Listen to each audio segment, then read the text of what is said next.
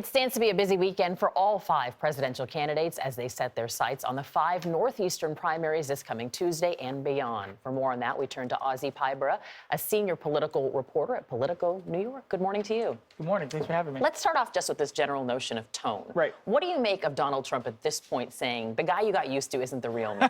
If I move forward, you'll see a different side. Right. That's probably the only thing he can say at this point. People have known him, and he's benefited from making these outrageous remarks. So how does he go into a convention where elites and the party establishment is worried about him, along with his rivals? Well, his only answer is to say, well, I was doing that just to get ahead. The real me, wait till you see him. That's probably the only thing he can say in order to pivot so quickly. Which also begs the next question, which would be then, what is the real you? Right. The people that Donald Trump has gotten in his corner, they were energized by these remarks that he made. It got him a lot of attention. Yeah. The media focused on it. And now he's going to have to say something else if he's going to go into November against Hillary Clinton.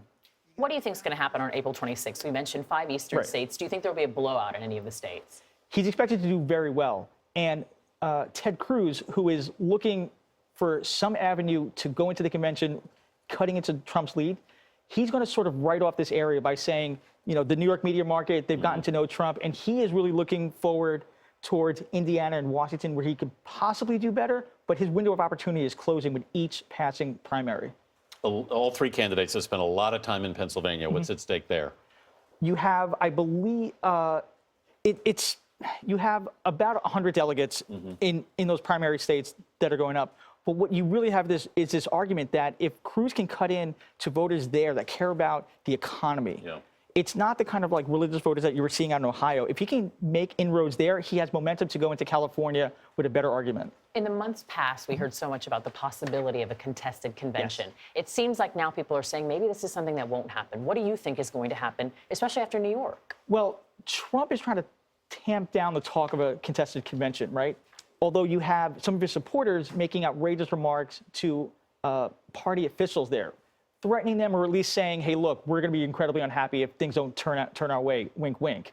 Cruz needs to go into the convention, along with Kasich, by saying, look at all this trouble, think about November, come to us. And Trump is trying to make the argument that even if he doesn't get 1237, he is the guy that has won by the current rules, and therefore it would be unfair to change them or to somehow circumvent the will of the voters. He's going to be the populist going in there. Let's look at the Democrats now. Hillary Clinton with a wide lead in delegates, Bernie Sanders still in the race. Does a prolonged campaign damage her if, in fact, she gets the nomination? She's trying to do everything she can to sort of make this a friendly contest. Her entire argument has been, I'm with Sanders, I'm a little bit better than him, but we agree on the big issues, and we're just going to have a little bit of a disagreement on how to get there. And when she disagrees with him, she's talking about things in the past. She's talking about his votes here, and she's saying, look at my record, but going forward, we're much more alike than we're different. Is this going to be a peaceful end to the convention, though, do you think? Not as peaceful as the Hillary people would want it, but it is not as contentious as it was in 2008. And Sanders, he has not hit the nuclear button. His ads are not naming Hillary Clinton. They're just trying to keep her honest, if you will. It was light nuclear during the debate. Light nuclear. Light. By Brooklyn standards, not so bad. Right. All right. Thanks so much for being with us, Azi. Tomorrow morning on Face the Nation, John Dickerson's guests will include Governor John Kasich and Senator Bernie Sanders.